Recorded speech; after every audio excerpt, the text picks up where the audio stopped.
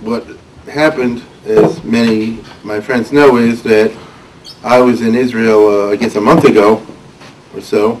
It's the latter part of June, and visiting my mother, and this had nothing to do with anything. It was, so to speak, a typical visit. I try to go there twice a year, once with the trip and once on my own, and everything, so to speak, was fine.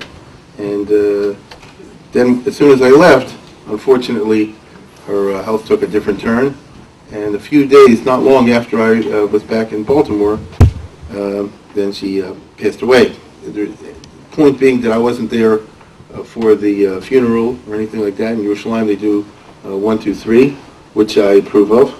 And anyway, I was in complete shock because, as I said before, it was unexpected. And so I had nothing eloquent to say on that occasion. And to be perfectly honest with you, those who are friends of mine know I'm still a little bit, for perfectly understandable reasons, under a little bit of a shock. However, my absence at that time, sitting Shiva in Baltimore, made me want to say something appropriate. I said, well, they'll do it at Shloshim. And that's why we ended up with this format here tonight. And it so happens, obviously nobody plans this sort of thing, that it's in the 9 days. My mother passed away in the 3rd, I guess, of Tammuz. We're going into that right now, the 9 days, 3rd of Av. I might say this is my brother Ari's birthday also. It's kind of strange. And as you'll see before I'm done, I hope. And I'm sharing this with you because I'm winging it. There's no way to, and no one wants to, practice for this sort of address. And so you can't give, or I can't give, a typical hesped, such as I do on other occasions, where I have the calmness of mind to sit down and write something out and try to give a short bird's eye view of someone. I'm not capable of doing that with my mother.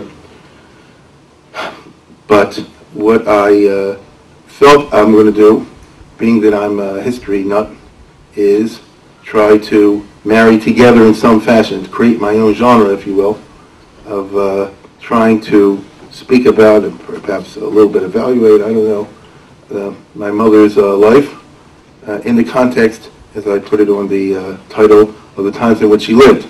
And so each and every person who lives and dies is a unique individual with his or her specific story, and no two are identical.